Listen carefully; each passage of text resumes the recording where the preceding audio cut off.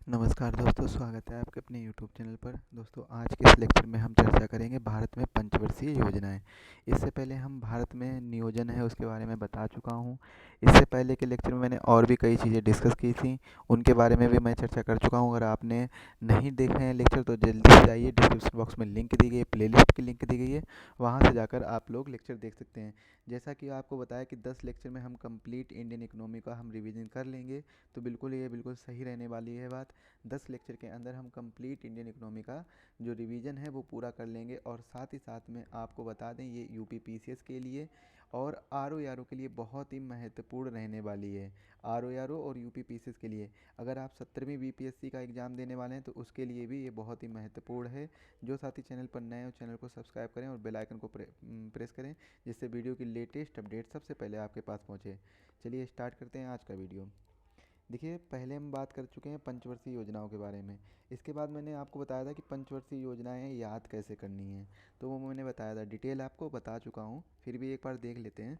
तो आप सबसे पहले काउंटिंग कर लीजिए, जैसे 1 1 2 3, और इसके बाद में 3 साल का गैप हो जाएगा, 3 ईयर का ये आपका गैप हो जाएगा।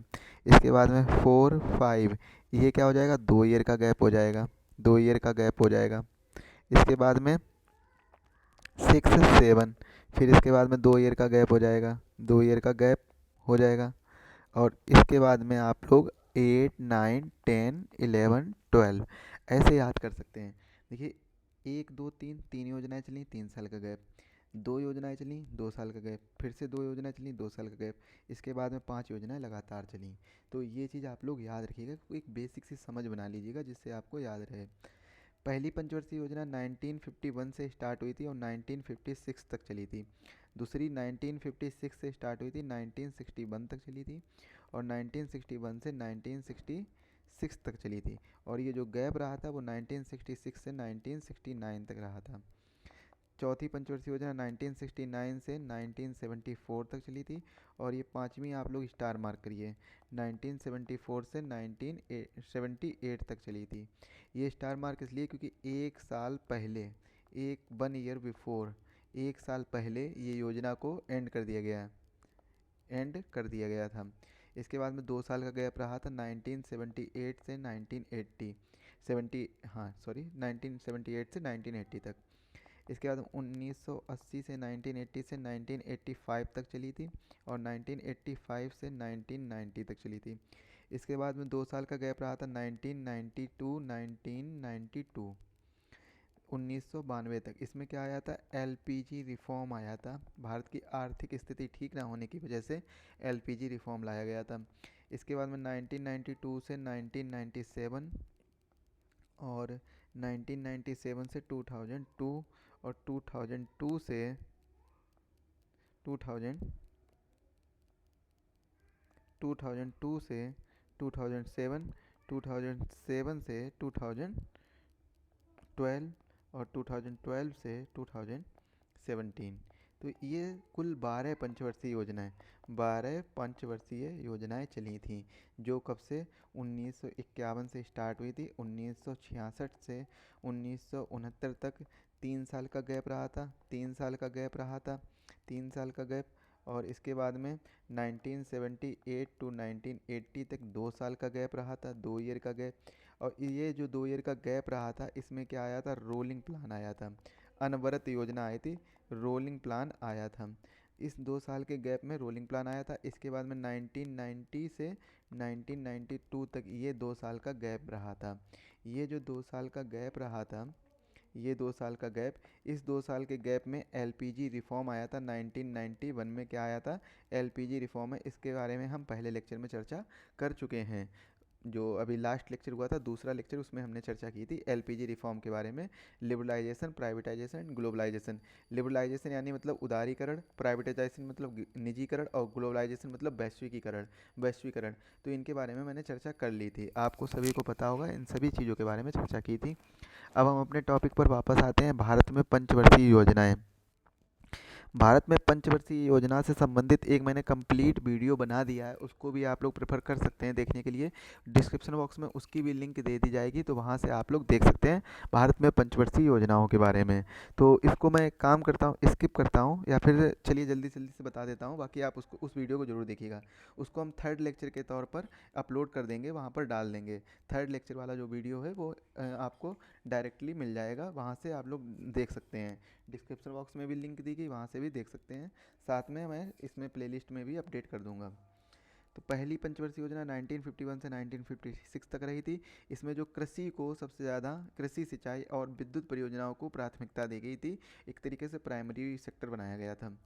जो इसके अंतर्गत सामुदायिक विकास कार्यक्रम 1952 में, जो कम्युनिटी डेवलपमेंट प्रोग्राम है वो आया था। राष्ट्रीय प्रसार सेवा 1953 में आया था। और तीन परियोजनाएं जो विशेष तौर से आपको याद रखनी होगी, तो भाखड़ नांगल परियोजना, दामोदर घाटी परियोजना, हीराकुंड परियोजना, ये पहली पंचवर्षीय योजना का ही हिस्सा थी, और ये क्वेश्चन पूछ लिया जाता है कई बार। द्वितीय पंचवर्षीय योजना में, जो 1956 टू 1961 तक रही थी, इस योजना में तीव्र औद्योगिकीकरण। अब यहाँ पर कृषि का विकास हो गया, कृषि के विकास के साथ में अब हमें इंडस्ट्रियल एरिया को या इंडस्ट्राइज को भी विकास करना है, इंडस्ट्रीज का विकास करना है। तो इसके लिए द्वितीय पंचवर्षीय योजना का जो उद्देश्य था वो तीव्र औद्योगिकीकरण था। इस योजना के अंतर्गत राउरकेला उड़ीसा में, भिलाई छत्तीसगढ़ में और दुर्गापुर पश्चिम बंगाल में, ये तीन ऐसे स्टील संयंत्र, स्टील इस्पात संयंत्र बनाए गए थे। और एक इंटीग्रल कोच फैक्ट्री और चितरंजन लोकोमोटिव की भी स्थापना की गई थी, जो द्वितीय पंचवर्षीय योजना के तहत की गई थी। इसके बाद बात करते हैं तृतीय पंचवर्षीय योजना में। तो तृतीय पंचवर्षीय योजना 1956 से सॉरी 1961 से 1966 तक रही थी। 1961 से 1966 तक रही थी। इसके बीच में योजना के अंतर्गत अर्थव्यवस्था को स्वतंत्र बनाना और टेक ऑफ की आत्म सक्रिय स्थिति, कृषि पर जोर देना था। गेहूं के उत्पादन में सुधार आया था, क्योंकि इस समय के लास्ट तक क्या आ गया था, ग्रीन रेवोल्यूशन आ गया था इंडिया में, हरित क्रांति आ गई थी। उसके बारे में मैंने डिटेल से चर्चा की है। इस योजना के अंतर्गत बोकारो संयंत्र 1964 में, यूनिट ट्रस्ट ऑफ इंडिया 1964 में, industrial development bank of India 1964 में, और भारतीय खाद्य निगम यानी FCI, food corporation of India 1965 में, और कृषि कीमत आयोग की स्थापना कर दी गई थी। कब कर दी गई थी? 1966 में ये सभी आपको हो गए थे, जो थर्ड पंच 5 ईयर प्लान के अंतर्गत ये सभी चीज़ें आ गई थी। इसके बाद में 1966 टू 1969 तक एक जो योजना गैप रहा था, योजना अवकाश रहा था, जिसे योजना अवकाश या योजना अवकाश कहते हैं। सिंपल सी बात है, इस योजना में काफ़ी ज़्यादा जो ये अवकाश रहा था, कुछ ना कुछ रीजन रहे होंगे, तो उस वजह से अवकाश रहा था। ऐसे बहुत से रीजन थे जिनके बारे में अगर मैं डिटेल से चर्चा करूँगा, क्योंकि उसका कोई महत्व नहीं है, आपसे पूछा भी नहीं जाएगा, लेकिन आपको विशेष तौर से याद रखना होगा कि 1966 से 1969 तक ये अवकाश रहा था।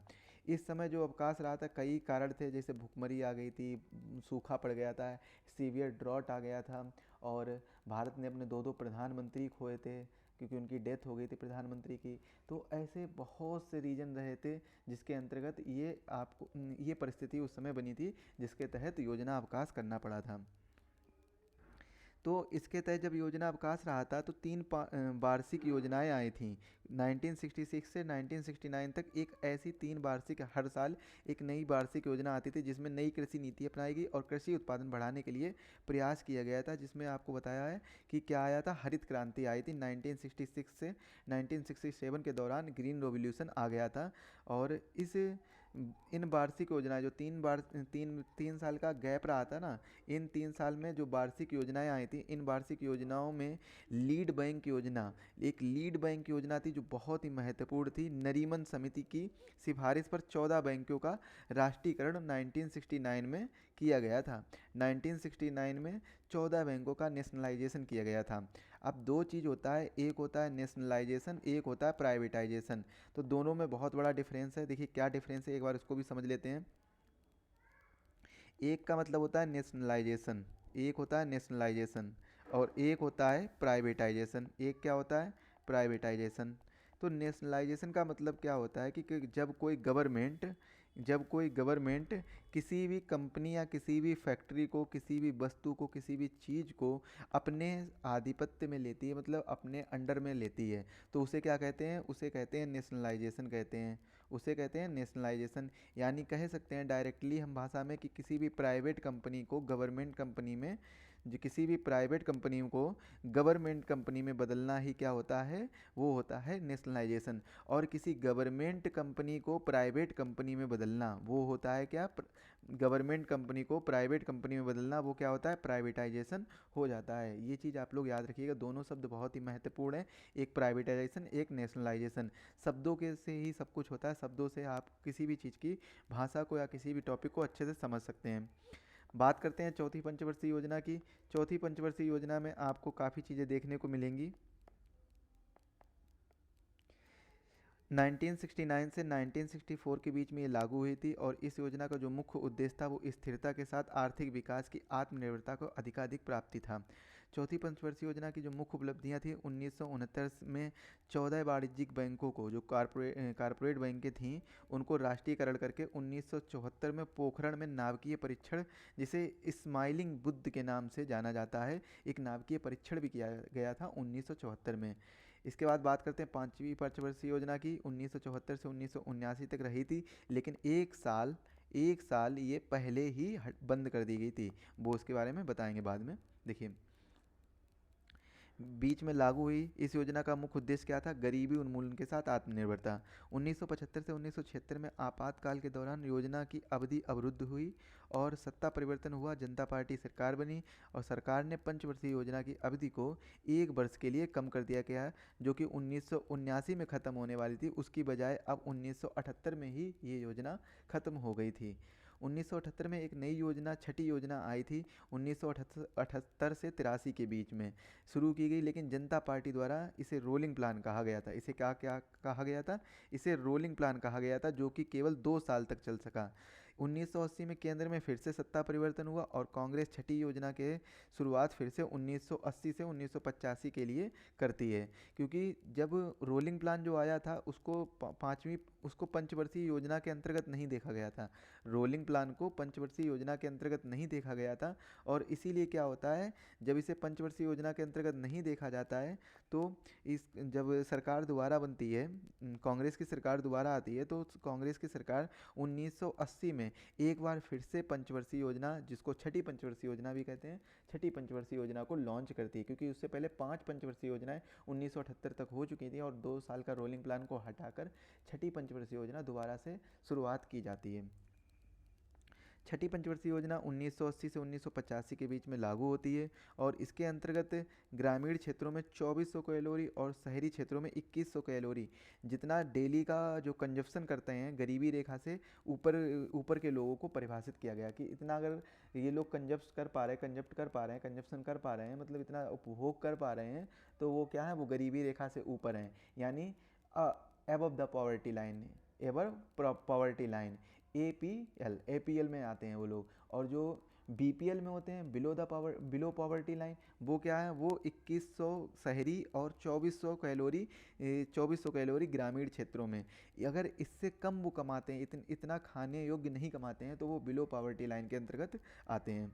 इस योजना के तहत 6 बैंकों का राष्ट्रीयकरण दोबारा किया गया था 1980 में और 1982 में नाबार्ड की स्थापना, 1982 में एक एक्जिम बैंक की स्थापना यानी एक्सपोर्ट इंपोर्ट बैंक की स्थापना भी की जाती है। और एक टर्म याद रखिए, इसमें एक टर्म जो याद रखना है, ट्राइसेम, इसकी शुरुआत की गई थी। ट्राइसेम का मतलब क्या होता है? Training of rural youth and self employment, यानी स्वरोजगार के लिए ग्रामीण युवाओं को प्रशिक्षण, इसकी शुरुआत भी की गई थी। ट्राइसेम की शुरुआत, ये इंपॉर्टेंट क्वेश्चन है, याद रखिएगा। ट्राइसेम ट्राइसेम ट्राइसेम का मतलब क्या है? Training of rural youth for self employment, स्वरोजगार के लिए ग्रामीण युवाओं को प्रशिक्षण यानी ट्रेनिंग। इसके बाद में 7वीं पंचवर्षीय योजना आती है 1985 से 1990 के बीच में। इस योजना के अंतर्गत विकास, आधुनिकीकरण, आत्मनिर्भरता और सामाजिक न्याय पर जोर दिया गया। इस योजना के अंतर्गत स्पीड पोस्ट अथवा 1986 में स्पीड पोस्ट व्यवस्था 1986 में की गई थी। स्पीड पोस्ट व्यवस्था कब की गई थी? 1986 में की गई थी। और देवी की स्थापना 1988 में, जवाहर रोजगार योजना 1989 में, नेहरू रोजगार योजना 1989 में शुरुआत किया गया था। इसके बाद में दो वार्षिक योजनाएं आती हैं 1990 से 1992 के बीच में, क्या आती हैं, वार्षिक योजनाएं आती हैं। और इन वार्षिक योजनाओं में 1990 में सिडबी की स्थापना की गई और 1991 में भारत में आर्थिक सुधारों की घोषणा की गई थी, जिसे एलपीजी रिफॉर्म भी कहते हैं, जिसके बारे में मैं चर्चा कर चुका हूँ। आठवीं पंचवर्षीय योजना 1992 से 1997 के बीच लागू हुई और इस योजना का जो मुख्य उद्देश्य था, मानव संसाधन का विकास। इसके तहत 1 जनवरी 1995 को विश्व व्यापार संगठन वर्ल्ड ट्रेड ऑर्गेनाइजेशन का सदस्य बन गया था भारत, 1 जनवरी 1995 को। किस पंचवर्षीय योजना, आठवीं पंचवर्षीय योजना के तहत में 1 जनवरी 1995 को वर्ल्ड ट्रेड ऑर्गेनाइजेशन का भारत सदस्य बन गया था। इसके बाद में एक पंचवर्षीय योजना आती है, नौवीं पंचवर्षीय योजना 1997 टू 2002 के बीच में रहती है। और इस योजना के अंतर्गत जो सोशल जस्टिस और इक्वलिटी, आर्थिक समृद्धि पर जोर दिया गया था। एक जो इकोनॉमिक वेलफेयर और इक्वलिटी और सोशल जस्टिस पर जोर दिया गया था। किस पर दिया गया था, एक तो दिया गया था सामाजिक न्याय यानी social justice, social justice social justice के बाद में इक्वलिटी यानी समानता, इक्वलिटी, और इसके बाद में आर्थिक समृद्धि यानी इकोनॉमिक ग्रोथ, इकोनॉमिक डेवलपमेंट भी कह सकते हैं। इसके बाद में 10वीं पंचवर्षीय योजना 2002 से 2007 के बीच में लागू हुई और इसका जो लक्ष्य रखा गया था कि प्रति व्यक्ति आय को 10 वर्ष में दुगना करना है। अगर मान लीजिए प्रति व्यक्ति आय 700 रुपये है तो अगले 10 वर्षों में इसको दोगुना करके 1400 रुपये करना है, या लगभग में 1400 रुपये करना है। 11वीं पंचवर्षीय योजना 2007 से 2012 के बीच में लागू हुई। इस योजना के अंतर्गत औसतन 9% की वार्षिक वृद्धि दर प्राप्त करने का लक्ष्य निर्धारित किया गया था। 12वीं पंचवर्षीय योजना 17 तक चली थी 2012 से, और इस योजना का जो मुख्य उद्देश्य था वो तीव्र धरणीय और अधिक समावेशी विकास था। जो पंचवर्षीय योजना का मैंने एक टॉपिक कराया है, एक अलग से सेपरेट वीडियो बनाया, उसको आप लोग ज़रूर रेफर करिएगा, बहुत ही अच्छा है, उसको प्रेफर करिएगा ज़रूर कि वो वीडियो की लिंक आपको डिस्क्रिप्शन बॉक्स में दे दी जाएगी, वहाँ से आप लोग देख लीजिएगा। बहुत ही इंपॉर्टेंट टॉपिक उसको उसमें कवर किया है। पंचवर्षीय योजना के तहत सारी डिटेल से चीज़ें बताई हुई हैं। अब हम आते हैं अगले टॉपिक की तरफ, जिसमें हम देखेंगे अगला जो मेन सब टॉपिक है उसको देखेंगे, क्या है, राष्ट्रीय आय में कृषि का भाग। राष्ट्रीय आय में कृषि का भाग, तो इसके बारे में हम चर्चा करेंगे। जब भारत देश आज़ाद हुआ तो उसके बाद 1950 से 1951 में कृषि क्षेत्र का हिस्सा भारत के सकल घरेलू उत्पाद में 53.1% था, लेकिन यह 2021-22 में 18.8% रह गया है। रोजगार की दृष्टि से 1991 में कार्यकारी संख्या 69.5% कृषि में कार्यरत थी, और आर्थिक सर्वेक्षण 2019-20 के अनुसार देश का लगभग 54.6% कार्यबल कृषि कार्य से जुड़ा है, मतलब लगातार कम हो रहा है। 1960 से 1961 में कुल निर्यात कृषि का हिस्सा 44.3% है, और अब यह घटकर 14.17% रह गया है। बात करते हैं खरीफ की फसलों के बारे में। तो खरीफ की फसलें यह जुलाई में बोई जाती हैं और अक्टूबर में काटी जाती हैं। ये जो मेन टॉपिक स्टार्ट हुआ है एक बार उसको भी देख लेते हैं। मेन टॉपिक का नाम आप लोग याद रखिएगा, क्या है मेन टॉपिक का नाम, आर्थिक कृषि। आर्थिक कृषि, या कह सकते हैं economic agriculture. Agriculture, economic agriculture.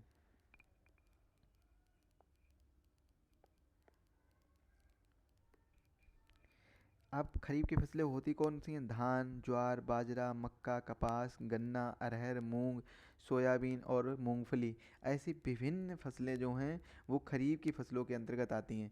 मतलब क्या, सीधा सा आपको याद रखना होगा कि जो जुलाई के महीने में बोई जाती हैं और अक्टूबर या नवंबर में काटी जाती हैं, तो वो फसलें कैसी होती हैं, खरीफ की फसलें होती हैं। अब जो अक्टूबर या नवंबर में काटी जाती हैं, तो यानी मतलब क्या है कि अक्टूबर नवंबर में जो फसलें बोई जाएंगी वो रबी की फसलें होंगी। अब कौन कौन सी फसलें बोई जाती हैं, गेहूँ बोया जाता है, चना बोया जाता है, जौ बोया जाता है, मटर बोई जाती है, सरसों बोई जाती है। तो ये सभी सर्दियों वाली फसलें होती हैं जिनको रबी की फसलें कहते हैं। खरीफ की फसलें कैसी होती हैं, ये मानसून फसलें भी इन्हें कह सकते हैं। इस प्रकार से आप फसलें कह सकते हैं। इसके बाद में जायद की फसलें, जो खरीफ और रबी की फसलों के बीच का जो समय होता है उसमें हम क्या कहते हैं, उन्हें जायद की फसलें कहते हैं। और जायद की फसलों में कौन कौन सी फसलें आती हैं, जैसे कि तरबूज आ जाता है, खरबूजा आ जाता है, ककड़ी आ जाता है, सूरजमुखी आ जाता है। ऐसी सभी फसलें जो रबी और खरीफ की फसलों के बीच के समय में बोई जाती हैं वो जायद की फसलें कहलाती हैं। एक दो योजना के बारे में देखते हैं। प्रधानमंत्री कृषि सम्मान निधि योजना 1 फरवरी 2019 को लागू किया गया था। किसान की सहायता के लिए चलाई जा रही, जिसमें हर 4 महीने में 2,000 किसानों को रुपये 2,000 किसानों को दिया जाता है। प्रत्येक साल 6,000 रुपये की सहायता केंद्र सरकार द्वारा किसानों को दी जा रही है लगातार।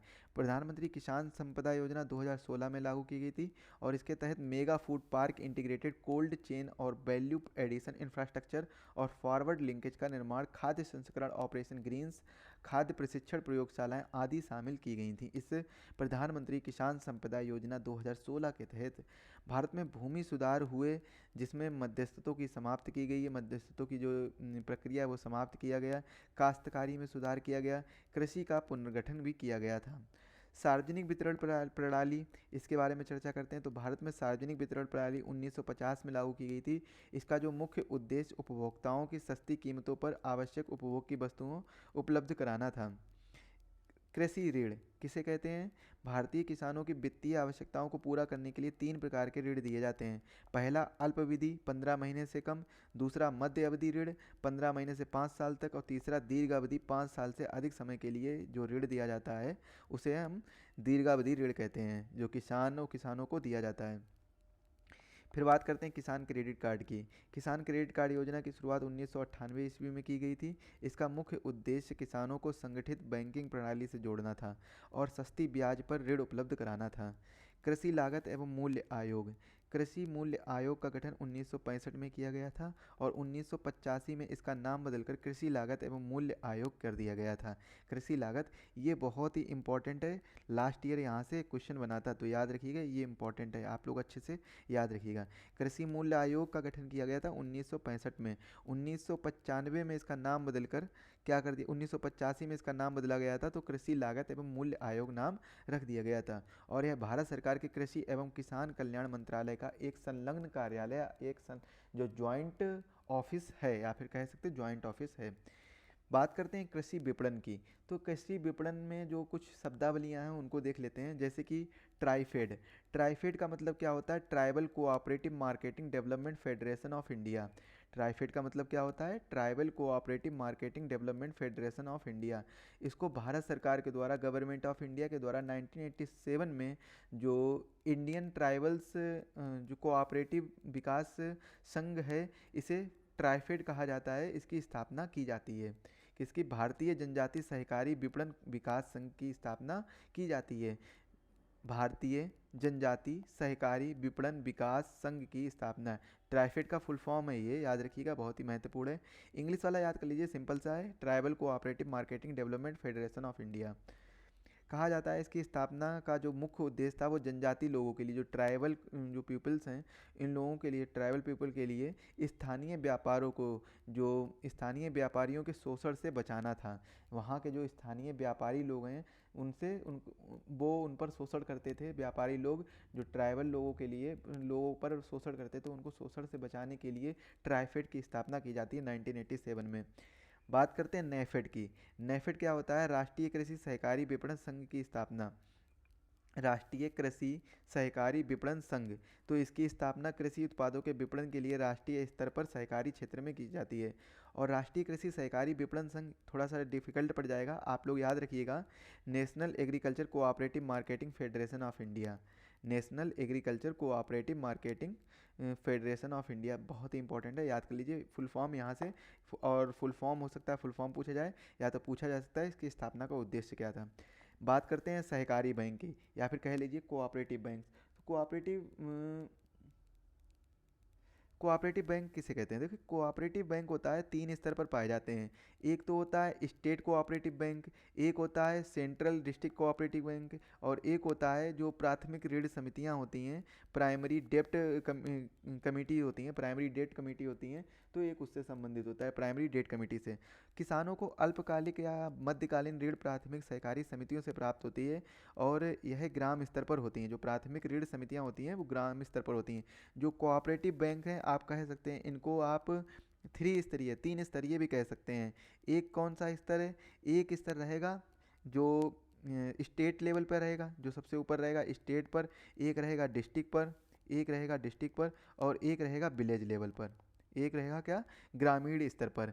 तो विलेज लेवल पर जो रहता है, विलेज लेवल पर उस पर उसके द्वारा जो छोटे अल्पकालिक और मध्यकालीन जो ऋण होते हैं, डेट होते हैं, तो वो किसान विलेज लेवल की कोऑपरेटिव बैंक से लेते हैं, प्राथमिक ऋण समितियों द्वारा लेते हैं। और डिस्ट्रिक्ट हो गया एक, जो केंद्रीय जिला सहकारी समिति या सहकारी बैंक, और एक होता है राज्य सहकारी बैंक, स्टेट कोऑपरेटिव बैंक से, तो इससे लिया जाता है। किसानों को दीर्घकालीन ऋण भूमि विकास बैंक द्वारा दिया जाता है, विकास भूमि विकास ऋण भूमि भूमि विकास बैंक द्वारा दिया जाता है, लैंड डेवलपमेंट बैंक द्वारा दिया जाता है। क्षेत्रीय ग्रामीण बैंक की स्थापना 1975 में एम नरसिम्हा समिति की सिफारिश पर किया गया था। और नबार्ड राष्ट्रीय कृषि तथा ग्रामीण विकास बैंक की स्थापना 12 जुलाई 1982 में शिवरामन सिंह समिति की अनुशंसा पर किया गया था। याद रखिएगा, जो नबार्ड की स्थापना हुई थी वो किसकी, शिवरामन सिंह की अनुशंसा पर की जाती है। कब की जाती है, 12 जुलाई 1982 को, 12 जुलाई 1982 को जो नबार्ड राष्ट्रीय कृषि तथा ग्रामीण बैंक की स्थापना है, राष्ट्रीय कृषि तथा ग्रामीण बैंक, इसकी स्थापना की जाती है।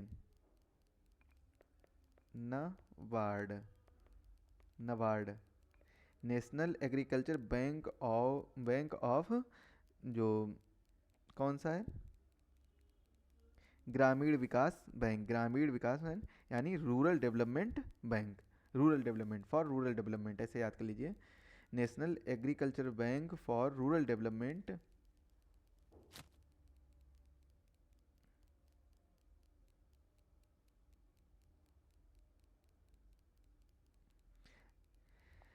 राष्ट्रीय कृषि बीमा योजना या फसल बीमा योजना 1985 से चली आ रही है। इसके स्थान पर सन 2000 में कृषि बीमा योजना लागू की गई थी।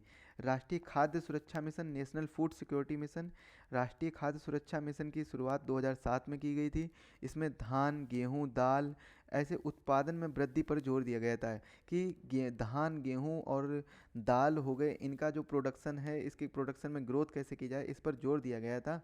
इसके बाद में एक आता है RDIF, rural infrastructure development fund, जिसकी 1995 से 1996 में नबार्ड द्वारा संचालित की जा रही थी। RDIF, ग्रामीण अवसंरचना विकास निधि, RDIF, यह नबार्ड द्वारा संचालित की जा रही थी। इसका प्रमुख उद्देश्य राज्य सरकारों तथा राज्य के स्वामित्व वाले निर्गमन की चल रही ग्रामीण आधारभूत परियोजनाओं को पूरा करने के समर्थ बनाने के लिए ऋण प्रदान किया जाता था। किसान कॉल सेंटर की शुरुआत 21 जनवरी 2004 को की गई थी। किसान कॉल सेंटर की शुरुआत कब की गई थी, 21 जनवरी 2004 को की गई थी।